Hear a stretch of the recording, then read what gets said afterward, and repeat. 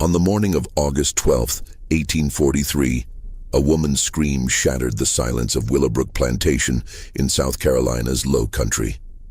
What Catherine Hargrove witnessed in her husband's private quarters that morning would trigger a scandal so devastating that newspapers refused to print the details for 60 years. Within 3 days, over 300 citizens gathered in Beaufort's town square to witness a punishment so brutal that witnesses carried the memory to their graves. The county sealed all documents until 1923, and when historians finally opened them, they discovered the truth was far darker than any rumor. This was not just about betrayal. It was about the complete destruction of a man's soul, orchestrated by the one person who knew exactly how to weaponize an entire community's rage. Before we continue with the story of Willowbrook Plantation and the scandal that destroyed the Hargrove family, I need you to do something.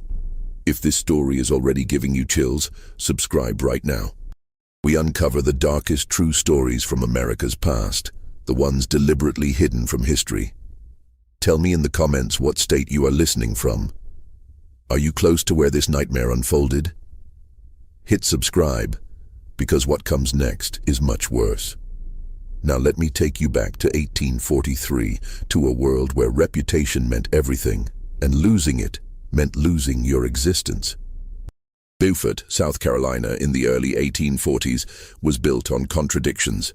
Spanish moss hung from ancient oaks like funeral shrouds, beautiful and suffocating. The air smelled of salt marsh and magnolia blossoms, sweetness that could not mask the underlying decay. This was where fortunes rose from fields worked by enslaved hands, where white-columned mansions competed for the most impressive display of wealth and power. The Hargrove family occupied the highest tier of this society. Edmund Hargrove, 35 years old in 1843, had inherited Willowbrook Plantation from his father 7 years earlier. 3,000 acres of prime land, a Greek Revival mansion completed in 1838, crystal chandeliers from France, heart pine floors so perfectly joined the seams were invisible. Edmund was exactly what a South Carolina gentleman should be, tall, dark-haired, broad-shouldered from years of riding. He dressed impeccably, spoke with the measured cadence of old money, served on the town council, held position as church deacon. He was known as a fair master, which in that time meant he did not whip his slaves as often as his neighbors. But Edmund Hargrove had a secret that would destroy everything. Catherine Hargrove, born Catherine Pemberton, had married Edmund in 1837. She came from Charleston wealth that rivaled the Hargroves.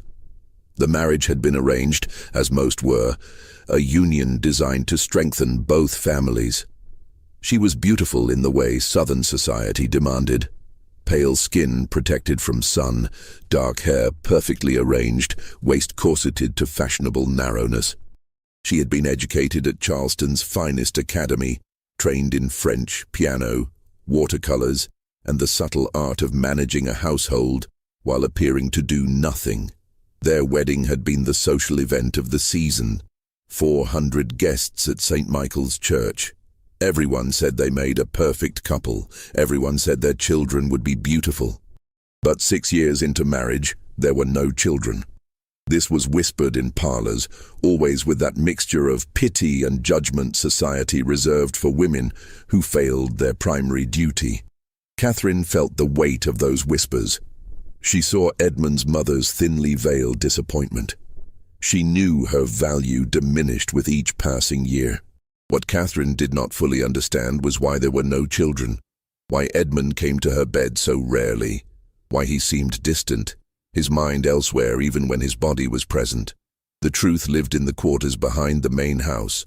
The truth had names: Marcus, Samuel, and Daniel. Marcus was 24, son of the plantation's head cook, light-skinned with features that hinted at mixed ancestry no one spoke of openly. He had worked in the main house since 15, first as footman, then as Edmund's personal valet. He was intelligent, able to anticipate needs before they were spoken, moving through the house like a shadow. Samuel was 26, working the stables. darker than Marcus, muscular from physical labor, with hands equally skilled at managing horses and repairing leather. He had quiet dignity, an inner strength slavery could not quite break. Edmund had noticed him 3 years earlier, begun finding reasons to visit the stables more frequently. Daniel was 21, a house carpenter skilled at detailed woodwork the plantation required. He was slight, almost delicate, with long fingers and an artist's eye. He rarely spoke, his voice soft and careful when he did. He had learned early that invisibility meant survival. Edmund had been careful, so very careful. He met them separately, never together, always late at night in the East Wing where Catherine never ventured. That section was supposedly being renovated, closed off, unused. Edmund had created a sanctuary there, a room with its own entrance from the gardens, simple but comfortable furnishings, a large bed, heavy curtains, a lock, oil lamps casting soft, forgiving light. For 3 years this arrangement continued. Edmund maintained his public persona perfectly. Church every Sunday. Business conducted with ruthless efficiency. Smiles at his wife across dinner tables. And late at night, while Catherine slept in her separate bedroom as was proper, Edmund descended the servants' stairs and crossed through darkened gardens to the East Wing, where one or more of the 3 men would be waiting. These men had no choice. They were property. When their master summoned them, they came. Whether they felt desire, fear, resignation, or complicated mixtures of all 3, their feelings were irrelevant.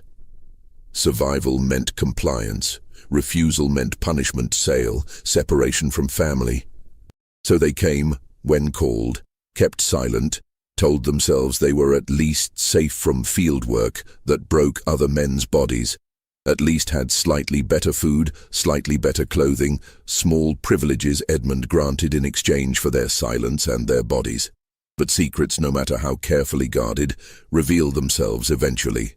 In a house where dozens of enslaved people moved through shadows, where wives lay awake listening to creaking floorboards, where jealousies and resentments simmered beneath every interaction, a secret this big could only stay hidden so long. Catherine had noticed things. Small things at first. Edmund always locking the East Wing door. Him seeming energized certain mornings, almost cheerful, after weeks of distant moodiness. Marcus moving through the house with particular tension, eyes never quite meeting hers. Samuel always in the garden late at night when he should be in the quarters. Daniel sometimes with bruises on his neck, marks that looked like they might be from fingers, from lips. She had noticed and pushed these observations away because the alternative was unthinkable. No southern gentleman would do such things. Impossible, unnatural, against God and nature and every law of civilized society. But Catherine was not a fool. She had been raised in a world where women learned to observe, to read subtle signs men thought they were hiding. 6 years as wife to an increasingly distant husband, enduring pitying looks and whispered conversations, feeling her worth diminish with each childless year. And slowly, like water seeping through foundation cracks, truth had begun penetrating her carefully maintained denial. On the night of August 11th, 1843, Catherine made a decision. She would know the truth. Whatever it was, however terrible, she would see it with her own eyes. Catherine waited until the house was dark and still. She heard Edmund's footsteps in the hallway, heard him descend the servants' stairs. She gave him 10 minutes, enough time to reach the East Wing, to settle in, to believe himself safe. Then she rose from her bed, wrapped a dark shawl around her white nightgown, and followed. The garden was illuminated only by quarter moon and faint glow from slave quarters. Catherine moved carefully, bare feet silent on brick paths. She could hear cicadas in trees, distant river sounds, her own heart pounding so hard she thought it might wake the entire plantation. She reached the East Wing. The side door was slightly ajar. Light flickered from within, casting shifting shadows. Catherine approached slowly, breath shallow, hands trembling. She looked through the gap in the door. The room was larger than expected, furnished with care that made clear this was no temporary arrangement. The bed dominated the space, covered in fine linens Catherine recognized as missing from household inventory.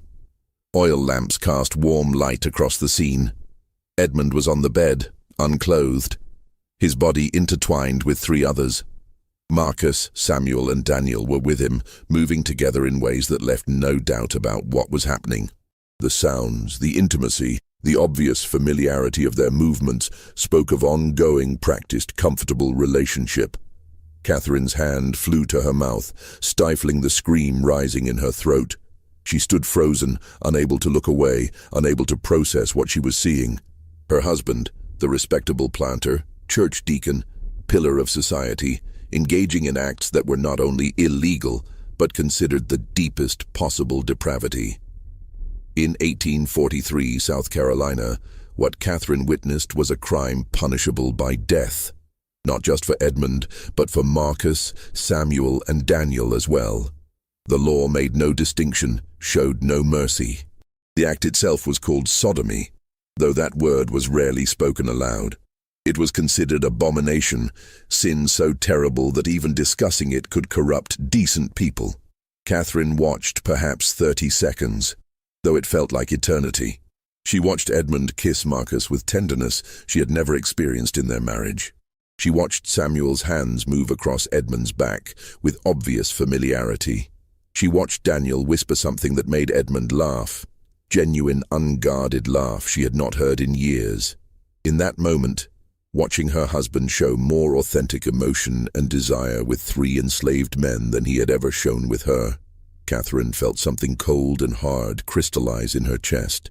Not just betrayal, though that was present. Not just humiliation, though she felt that too. What she felt was rage, pure, focused, calculating rage. She had given this man 6 years of her life, endured whispers and judgment, diminished herself trying to be the perfect wife. And all the while, he had been here, in this room with these men, living his true life while she lived a lie. Catherine backed away from the door, mind already racing. She returned to the house, climbed stairs to her room, sat at her writing desk. Her hands were steady now, breathing calm. She lit a candle and pulled out paper. She began to write 3 letters. One to Edmund's mother, one to Sheriff Charles Dunmore, one to Edmund himself. In each, she described what she had witnessed, sparing no necessary detail to convey the full horror. She sealed all 3 letters, then walked to Edmund's door and slid his letter underneath. She returned to her room and lay in bed, fully dressed, waiting for sunrise.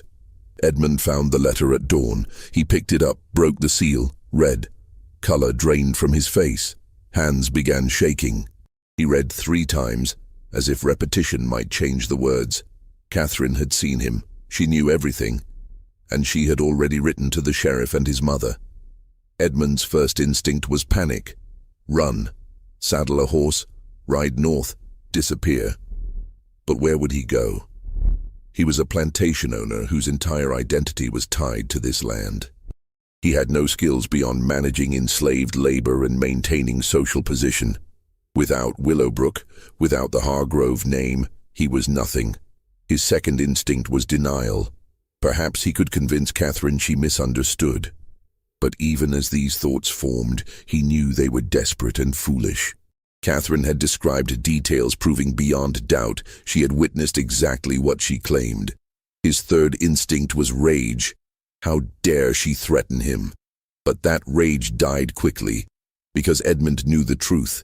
He had betrayed her, lived a lie, and in the rigid moral universe of antebellum South, what he had done was unforgivable. He walked to Catherine's bedroom and knocked.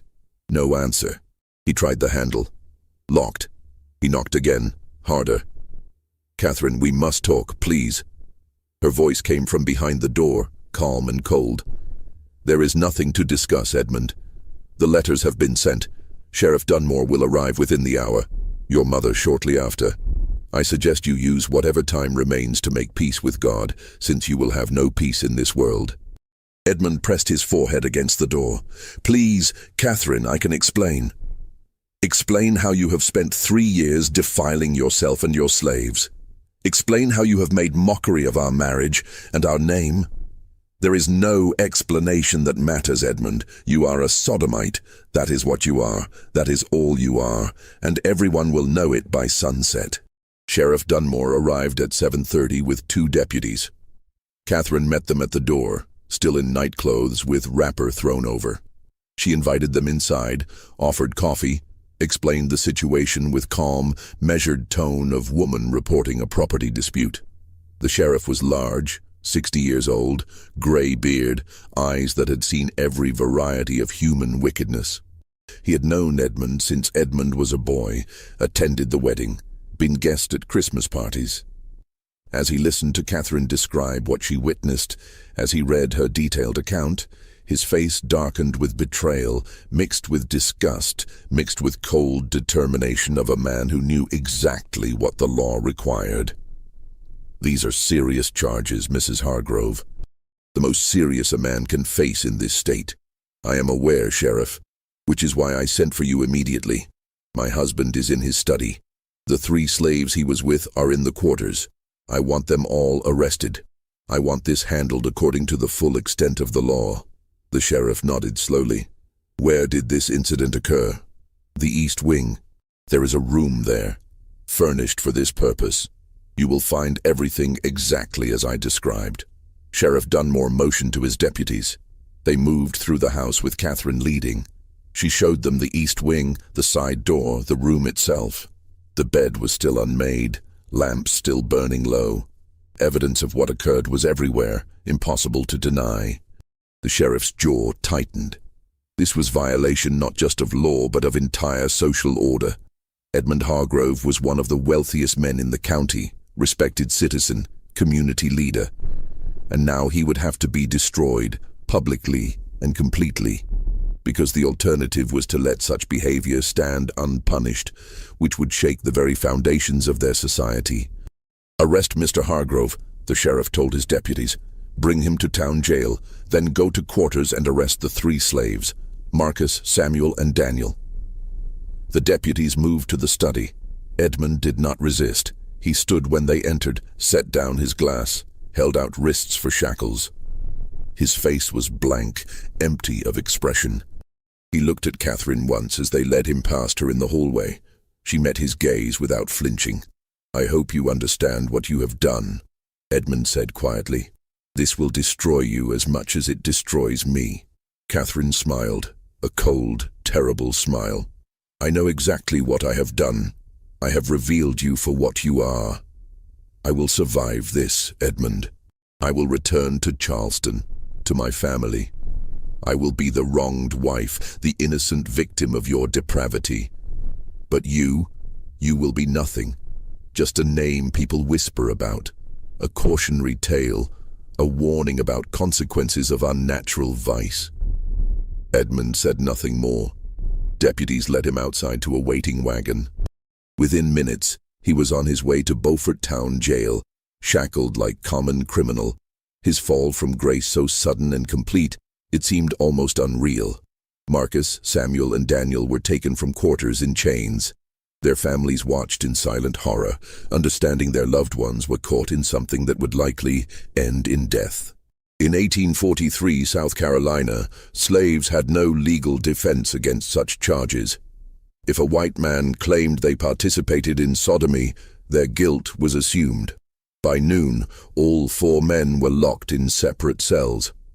By evening, everyone in Beaufort knew.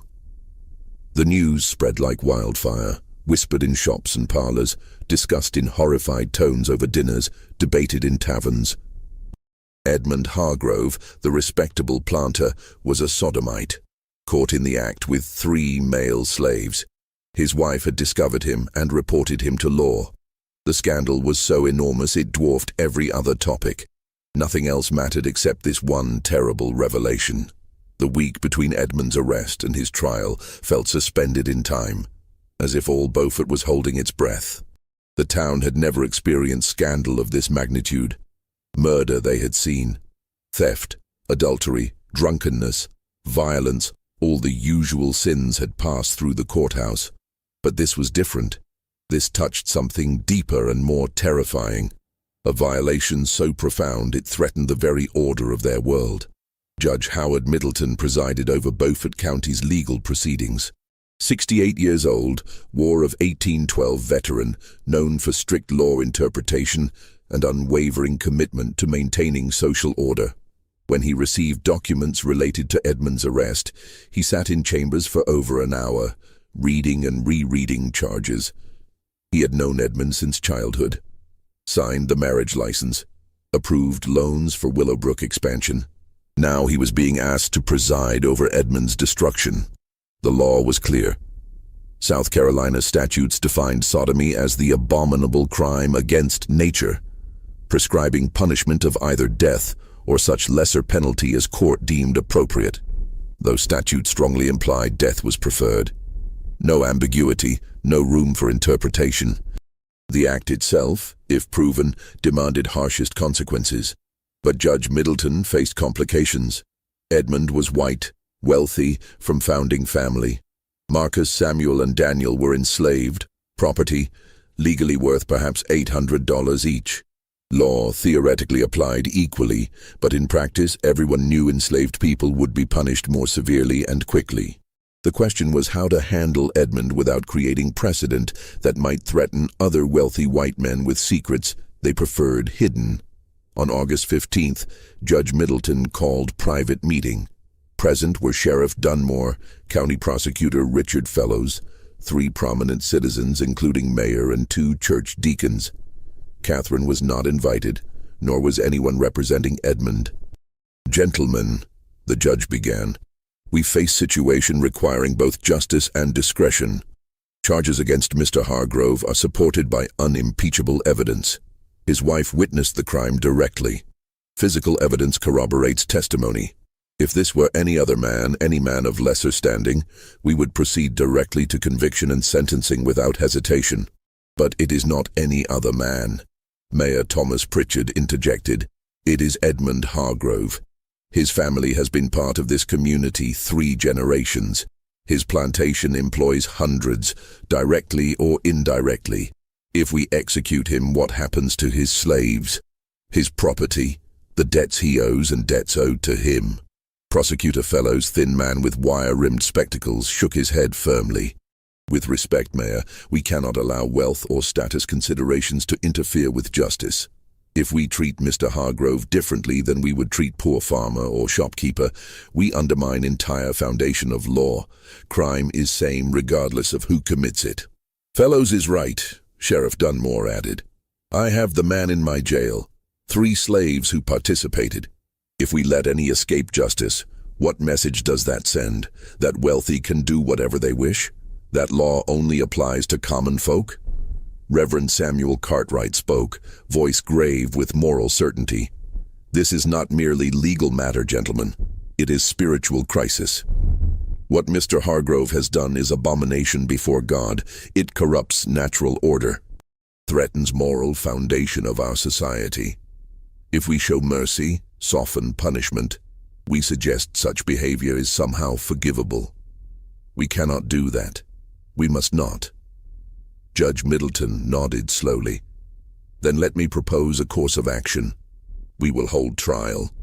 Present evidence, given circumstances, conviction is certain. But I will use discretion in sentencing. Mr. Hargrove will not be executed." The room erupted in objections, several men speaking at once. Judge raised hand for silence. "Hear me out. Death would be mercy for man in his position. Quick end, closed coffin, private burial. His family could mourn and move on. No, what I propose is worse than death. Public punishment of such severity that Edmund Hargrove will wish we had hanged him. Destroy not just his body but his soul, his reputation, his very identity. Make entire community witness it, so everyone understands exactly what happens to men who commit this crime." "What form would this punishment take?" Prosecutor asked. Judge Middleton's expression was cold, calculating. "The pillory and whipping post in town square, but not for hour or 2, for 3 full days. Locked in pillory from dawn to dusk, exposed to elements, insects, jeers and curses of anyone who passes. And at noon each day, public whipping. Not enough to kill him, but enough to scar permanently. enough to ensure for rest of his life he carries marks of shame on his body. Room fell silent. Even men most insistent on harsh punishment seemed taken aback by brutality of proposal. "And the slaves?" Reverend Cartwright asked quietly. "They will be hanged," Judge said without hesitation. "They are property who corrupted their master. They seduced him into depravity. They will serve as example of what happens when slaves step beyond their place." "Executions will precede Mr. Hargrove's punishment by 1 day, so he knows what his actions have cost them." Sheriff Dunmore frowned. "That is not just, Your Honor. By all accounts, Hargrove initiated these relationships. Slaves had no choice, could not refuse their master. Justice and necessity are not always aligned, Sheriff. Law requires all participants in sodomy be punished. More importantly, white citizens need to see natural order restored. White men may fall, but they fall from great height. Slaves who participate in such acts must be eliminated entirely. It is harsh, but only way to maintain control." Men exchanged glances. Slowly, reluctantly, they nodded agreement. Solution satisfied no one completely, but balanced competing demands of law, social hierarchy, and need to make example that would resonate far beyond Beaufort. But Judge Middleton had not factored in Catherine Hargrove. She was not present, but she had sources. One of Judge's clerks, young Benjamin Porter, courting Catherine's cousin, overheard conversation and repeated it to his fiancée, who immediately sent word to Catherine. When Catherine learned the plan, she was not satisfied. She had wanted Edmund destroyed, but had not considered Marcus, Samuel, and Daniel would be executed. Despite everything, despite her rage, she understood these 3 men had been trapped in an impossible situation. They were property, had no choice but to obey master's commands. To execute them for Edmund's depravity seemed like miscarriage of justice, even by twisted standards of slave society. But Catherine also understood something else. If Marcus, Samuel, and Daniel died before Edmund's public punishment, if they were hanged and buried before town witnessed Edmund's humiliation, then Edmund would become martyr of sorts. People would whisper he had loved his slaves, sacrificed himself for them, that there was something tragic and romantic about his fall. Catherine could not allow that narrative. She sent word to Judge Middleton requesting private meeting. He agreed, curious about what woman at Scandal Center could possibly want. They met in his chambers 2 days before trial. Catherine arrived, dressed in full mourning black, though no one had died. Deliberate choice, visual representation of death of her marriage, her hopes, her future. She sat across from Judge with perfect posture, hands folded, expression calm. "Your Honor, I have heard of your intended sentence for my husband and the 3 slaves involved in his crime." Judge raised eyebrow. "That was private discussion, Mrs. Hargrove. How did you come to know of it?" "In town this size, Your Honor, very little remains private long. But I am not here to question your authority or judgment. I am here to make request." "Speak, then." "I request punishment of all 4 men occur simultaneously, that Marcus, Samuel, and Daniel not be hanged separately, but be present during Edmund's 3 days in pillory and whipping, that they be forced to watch what becomes of the man who used them, and that Edmund be forced to watch their executions on final day, after his punishment is complete." Judge leaned back, studying her. "That is remarkably cruel, Mrs. Hargrove, even for wronged wife. My husband showed me no mercy, Your Honor, showed our marriage no respect, showed God's law no reverence. Why should I show him mercy now? Why should he be granted dignity of being punished alone, where he can imagine himself victim? Let him see what his desires have cost. Let him watch those 3 men die, knowing his actions brought them to gallows. Let entire town see complete picture of his depravity and its consequences." Judge Middleton was silent for a long moment, then nodded slowly. "Your request is granted. I will modify sentence accordingly. Trial will proceed in 3 days. Punishment will begin day after verdict. It will be exactly as you described." Catherine stood, smoothed her black skirts, offered Judge Small cold smile. "Thank you, Your Honor. Justice should be complete. Entire story should be told. Nothing should be hidden. The trial began August 18th, 1843. Courtroom packed beyond capacity. People stood in aisles, crowded doorways, pressed against windows trying to hear every word. This was not just trial. It was social event of decade, spectacle that would be discussed and debated for years. Edmund was brought in wearing shackles. He had not been allowed to change clothes since arrest. Once fine shirt stained and wrinkled, face gaunt, eyes hollow. He looked like man who had already died inside, going through motions of living because he had no other choice. Marcus, Samuel, and Daniel were brought separately, also in chains, made to stand in courtroom corner, guarded by armed deputies. Their faces showed different emotions. Marcus looked resigned, almost peaceful, as if he had accepted what was coming. Samuel's jaw was set, eyes burning with quiet rage. Daniel was trembling, tears running silently down face. Judge Middleton took his seat. Prosecutor rose and presented charges. Then Catherine was called to testify. She walked to witness stand, with head held high. Wore dark gray now, still mourning colors but slightly less severe. Placed hand on Bible, swore to tell truth. Then, in clear, steady voice, described in exact detail what she had witnessed morning of August 12th. Courtroom was utterly silent as she spoke. Men shifted uncomfortably. Women fanned themselves, whether from heat or shock, impossible to say. Every word Catherine uttered was like hammer blow, destroying Edmund's reputation, dignity, very humanity. When she finished, prosecutor asked, "Mrs. Hargrove, is there any possibility you misunderstood what you saw?" "No, sir. No possibility of misunderstanding. What I witnessed was clear, unmistakable, and deliberate. My husband was engaged in active sodomy with 3 male slaves. He was not coerced, not confused. He was participating willingly and enthusiastically in acts that violate every law of God and man." Defense attorney young William Crawford, assigned to Edmund's case and clearly wishing he had not been, stood for cross-examination. "Mrs. Hargrove, is it possible your husband's behavior was result of temporary insanity, that he was not in right mind?" Catherine's eyes narrowed. "My husband has been engaging in this behavior for at least 3 years, Mr. Crawford. That is not temporary insanity. That is deliberate choice. That is who he is." Crawford tried few more questions, but each only made Edmund's situation worse. Finally sat down, defeated, no defense to be made, evidence overwhelming, witness unshakable. Edmund was asked if he wished to testify. He shook his head. What could he possibly say? Truth was undeniable. Marcus, Samuel, and Daniel were not allowed to testify. Slaves could not give evidence in court except in limited circumstances, and this was not one.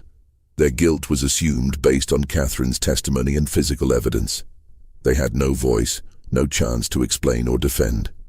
Simply stood in corner, waiting for inevitable verdict. Judge Middleton addressed jury, though everyone knew their decision was predetermined. "Gentlemen of jury, you have heard testimony, seen evidence. Law is clear on this matter. Sodomy is crime of highest order, abomination that threatens moral fabric of our society. You must now determine whether accused are guilty of this crime." Jury deliberated less than 10 minutes. When they returned, foreman stood and delivered verdict. "We find defendant, Edmund Hargrove, guilty of sodomy." Murmur ran through courtroom.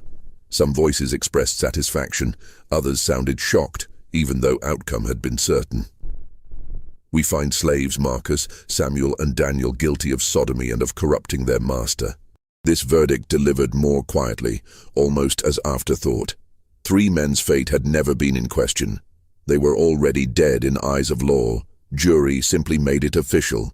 Judge Middleton nodded. "Court accepts verdict. We will proceed to sentencing." He paused, letting tension build. Every person leaned forward, waiting to hear what punishment would be decreed. "Edmund Hargrove, you have been found guilty of abominable crime of sodomy. Law permits me to sentence you to death, and many believe that would be appropriate punishment. However, I believe death would be too merciful. You have violated not just law, but sacred trust of your position. Corrupted your slaves, abused authority, brought shame upon family and community. Edmund closed eyes, waiting for sentence to continue. Therefore, I sentence you to 3 days of public punishment. You will be locked in pillory in town square from dawn to dusk each day. At noon each day, you will receive 20 lashes with whip. You will be marked permanently, so for rest of your life, you carry evidence of your crime upon your body, and you will witness execution of 3 slaves whose lives you destroyed with your unnatural desires. Gasp went through courtroom. 3 days in pillory was brutal enough, but 60 lashes total would leave man scarred and broken.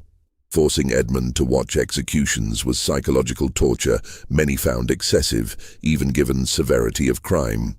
As for Marcus, Samuel, and Daniel, Judge continued, turning to face 3 enslaved men, you are sentenced to death by hanging. Execution will take place in town square on afternoon of 3rd day of Edmund Hargrove's punishment, so he may witness consequences of corruption he brought upon you. Daniel collapsed. Deputies caught him before he hit floor, held him upright. Samuel's face remained impassive, but hands clenched into fists. Marcus looked directly at Edmund for first time since trial began, and expression on his face was not anger or fear. It was something worse. It was pity. Judge Middleton struck gavel. This court is adjourned. Sentence will be carried out beginning tomorrow at dawn. May God have mercy on all your souls. Courtroom erupted in conversation as people filed out. Some satisfied justice had been served, others disturbed by severity.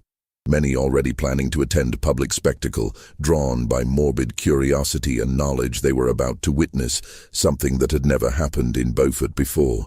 Catherine left without looking at Edmund. She had achieved what she set out to do. Truth was public. Edmund was destroyed. She would soon be free to leave this place and never return. Morning came too quickly. Sun rose over Beaufort, casting golden light across town square. Already people were gathering, chairs set up for prominent citizens. Others stood in groups talking in low voices.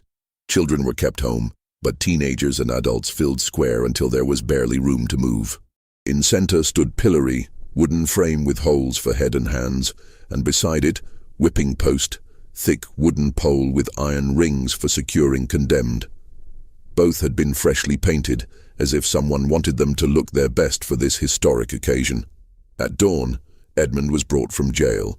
He wore only trousers, torso bare, feet without shoes, hands bound behind back. Deputies led him to pillory and locked him in position, head and hands secured, body bent forward, completely immobilized. Morning sun was already hot. Within an hour, Edmund was sweating. Within 2 hours, flies had found him. Within 3 hours, his back was burning from sun exposure and legs shaking from strain of standing in one position. And people watched. Some jeered and called insults. Others simply stared in silence. Few felt pity, but kept it to themselves, knowing expressing sympathy for Sodomite would bring suspicion on their own character. Catherine arrived mid-morning, accompanied by 2 female relatives from Charleston, who had come to support her. She stood at distance from pillory, not close enough to speak to Edmund, but close enough that he could see her if he raised eyes. She wanted him to know she was there, witnessing his humiliation, ensuring it was complete. Marcus, Samuel, and Daniel had been brought from jail and forced to stand at square's edge, chained together, guarded by deputies. They watched Edmund's punishment with varying reactions. Marcus kept expression neutral, showing nothing. Samuel watched with grim satisfaction, glad to see man who used him now suffering. Daniel could not watch at all. He kept eyes on ground, unable to bear sight. At noon, real punishment began. Sheriff Dunmore approached pillory with long leather whip. Crowd fell silent, every eye fixed on scene about to unfold. Edmund Hargrove, Sheriff announced loud enough for everyone to hear. You have been sentenced to 20 lashes. May this punishment serve as reminder of consequences of your crime, and as warning to any other man who might be tempted to follow your path. Edmund's body tensed. He had been whipped once as child, few strokes for childhood mischief, but that had been nothing compared to what was coming. He tried to prepare himself, but there was no preparing for this. First lash came without further warning. Leather strip cut across Edmund's bare back with crack that echoed across square. Edmund gasped, but did not cry out. Thin line of red appeared on his skin. Second lash followed quickly, then third. By fifth lash, Edmund was groaning with each blow. By 10th, he was crying out, unable to maintain composure. By 15th, he was sobbing, body shaking with each impact. Skin on back was torn in multiple places, blood running down to soak into waistband of trousers. 20th lash finally came. Edmund sagged in pillory, held upright only by wooden frame imprisoning him. Crowd was silent now. Initial excitement of witnessing punishment replaced by uncomfortable reality of watching human being broken. Sheriff Dunmore coiled whip and stepped back. Edmund would remain in pillory until sunset, still exposed, still suffering, but at least whipping was over for today. He drifted in and out of consciousness as afternoon stretched endlessly. People came and went, some staying hours, others just passing through to see spectacle with own eyes. Finally, as sun approached horizon, Sheriff returned. He unlocked pillory, and Edmund collapsed immediately, unable to stand. Deputies caught him, dragged him back to jail, where doctor had been ordered to examine him and ensure he would survive to endure next 2 days. Second day began exactly like first. Edmund brought out at dawn, locked in pillory, exposed to sun and insects and jeers of crowd. His back was massive scabbed lacerations from previous days' whipping. Every movement pulled at wounds, sending fresh waves of pain through body. Catherine returned as she had day before. She stood in her black dress, face shaded by parasol, watching without expression. People had begun whispering about her, calling her cruel, calling her vindictive. But they also understood her rage. She had been wronged in way few women could imagine. At noon, whipping began again. 20 more lashes across Edmund's already damaged back. This time he screamed from first blow. There was no dignity left, no strength to maintain composure. He screamed and begged and pleaded for mercy, but none came. Law had decreed 20 lashes, and 20 lashes he received. When it was over, Edmund's back looked like raw meat. Doctor would later comment he had never seen man whipped so severely survive. But Edmund did survive, though there were moments when he wished he had not. Third day arrived. Edmund was brought to pillory for final time. His body was barely recognizable. Back covered in blood-soaked bandages, face swollen from sun exposure and insect bites. Legs could barely support weight, but sentence was clear. 3 days in pillory, 3 sessions of whipping. Law would be fulfilled. Crowd that day was largest yet. Word had spread throughout county. People had traveled from neighboring towns to witness conclusion of Edmund Hargrove's punishment and execution of 3 slaves. Square was so packed that deputies had to form perimeter to keep crowd from pressing too close to pillory and gallows that had been erected overnight. Gallows were simple but effective, wooden platform with 3 nooses hanging from crossbeam. They had been positioned so Edmund, locked in pillory, would have clear view of executions. This was Catherine's final gift to her husband, knowledge that his desires had directly caused these men's deaths, and obligation to watch as they died.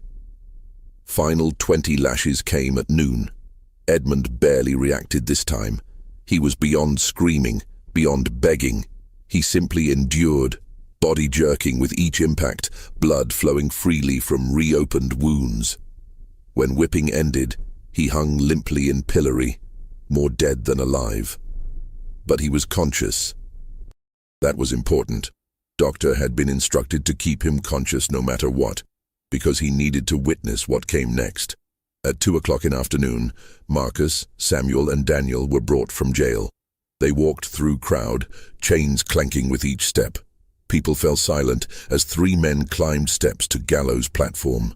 Minister, Reverend Cartwright, stood on platform, waiting. He held Bible and attempted to offer final prayers, but Daniel interrupted him. "Save your prayers, Reverend," Daniel said, voice surprisingly strong despite fear. "We do not need prayers from God who allowed this to happen.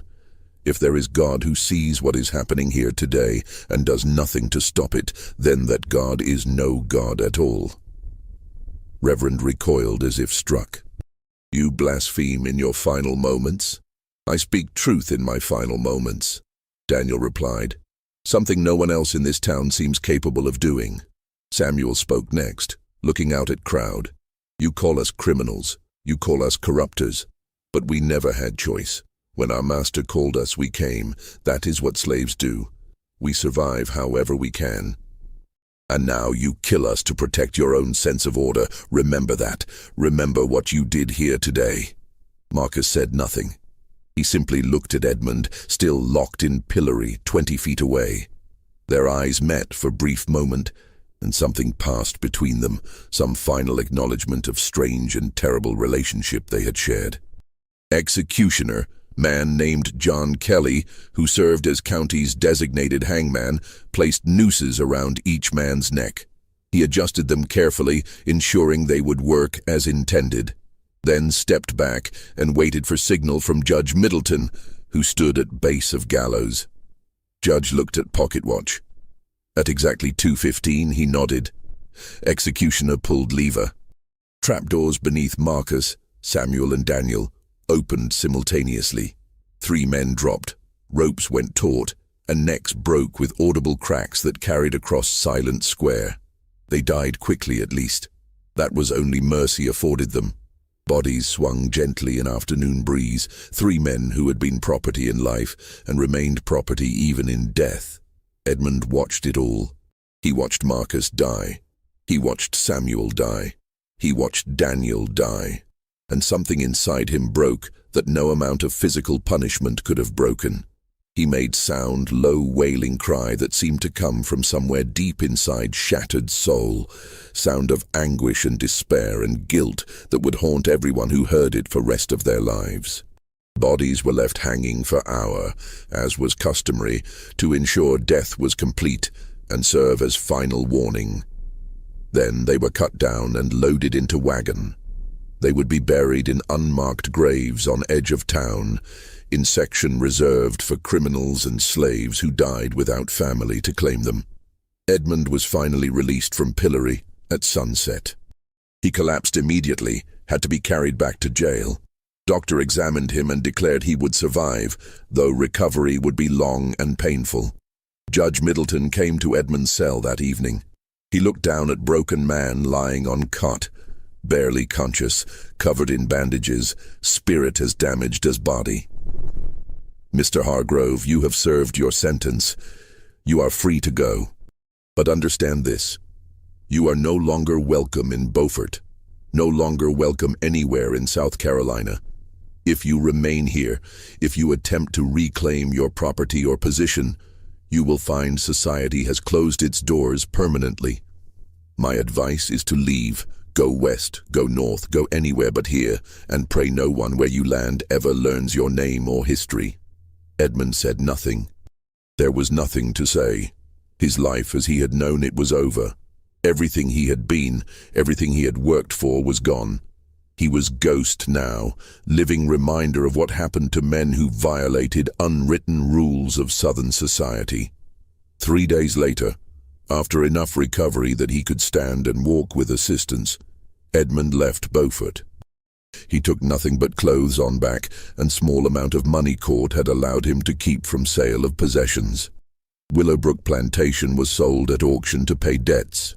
Enslaved people, including Marcus's wife Rachel, were sold separately to various buyers throughout region.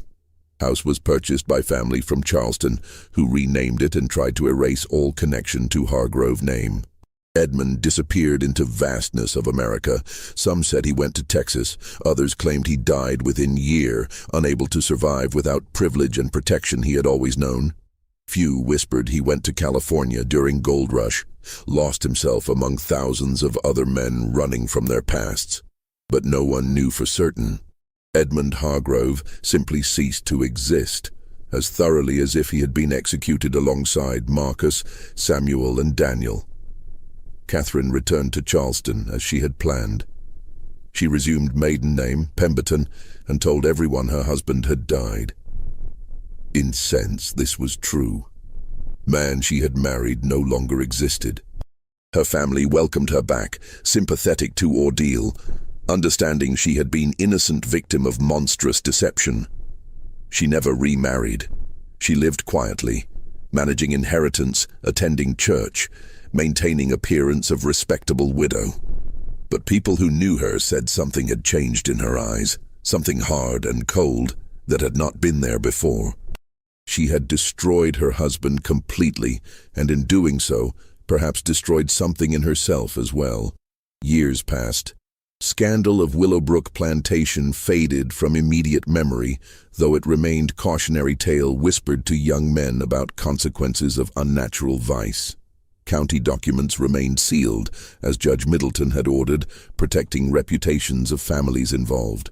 But in 1897, 54 years after events occurred, something unexpected happened. Young historian named Thomas Bradford, researching antebellum South Carolina for his doctoral thesis, applied for access to sealed county records. After considerable debate, Judge granted permission, reasoning that enough time had passed, that everyone directly involved was long dead, that history deserved truth.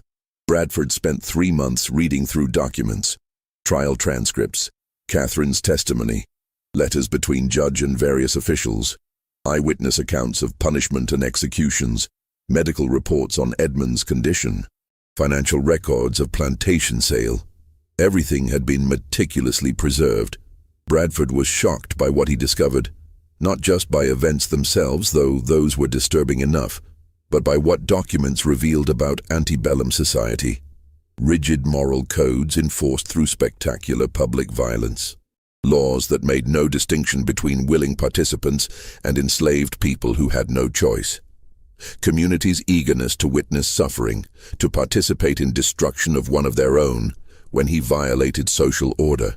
He published his findings in 1899 in academic journal with limited circulation. Article caused minor controversy among historians, but was largely ignored by general public.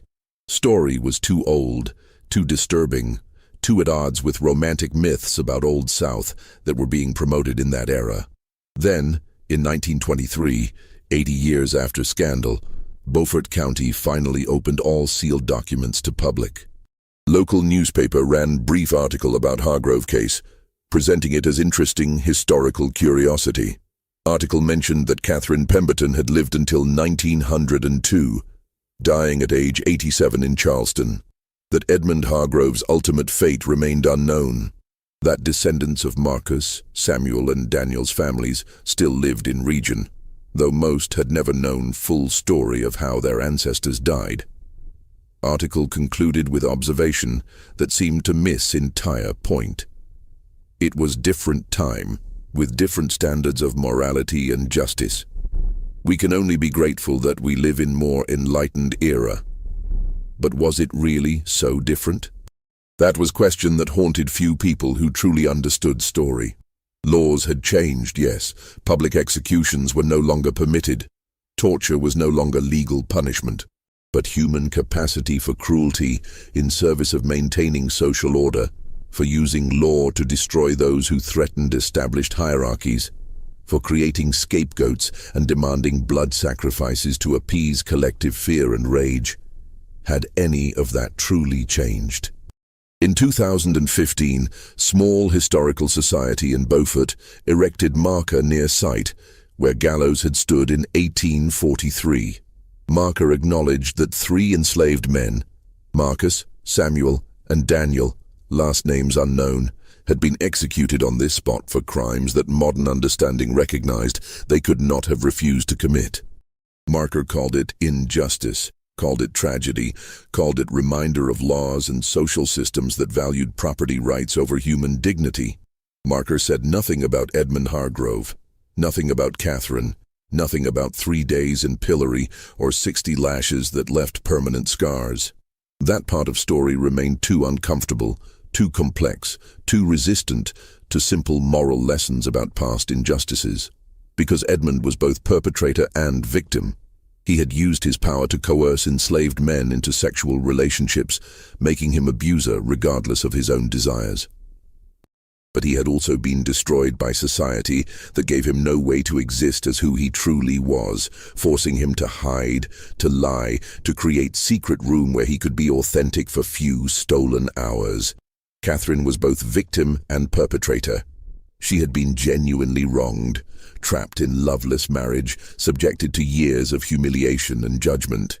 But she had also orchestrated punishment of extraordinary cruelty, ensuring not just Edmund's physical destruction, but his psychological and spiritual annihilation. Marcus, Samuel, and Daniel were purest victims in story, men who had no choices, no power, no voice, who were used and then executed to maintain social order they had no role in creating. Their deaths were legal murder, sanctioned by courts and witnessed by hundreds who convinced themselves they were upholding justice and morality. And crowd, 347 citizens who gathered in Beaufort Town Square over 3 August days in 1843, who watched man being tortured and 3 men being hanged, who brought their families to witness, who jeered and threw things and called it righteousness. What were they? Were they monsters? Or were they ordinary people who had been taught that maintaining social order required spectacular violence, that some lives were worth less than others, that public suffering served higher purpose? These questions have no easy answers. History rarely does. What happened at Willowbrook Plantation and in Beaufort Town Square was not aberration. It was logical extension of laws and social systems that existed throughout antebellum South, throughout America, throughout human societies that build themselves on hierarchies of power and enforce those hierarchies through violence. Story remains disturbing not because it is so different from our world, but because it reveals uncomfortable truths about human nature, about how quickly compassion disappears when we are told that cruelty serves justice, about how easily we convince ourselves that destroying others protects our own safety and virtue. Edmund Hargrove, Catherine Pemberton, Marcus, Samuel, Daniel, Judge Middleton, Sheriff Dunmore, Reverend Cartwright, and 347 witnesses are all dead now. Their world is gone. But echoes of what they did, choices they made, violence they perpetrated or witnessed or endured, those echoes remain. Listen carefully and you can still hear them. What do you think of this story? Do you believe everything was revealed? Or are there still secrets buried in Beaufort's past? Leave your comment below. If you enjoyed this dark tale from American history and want more stories like this, subscribe to Liturgy of Fear, hit that notification bell, and share with someone who loves historical mysteries. See you in the next video, where we will uncover another forgotten nightmare from America's past.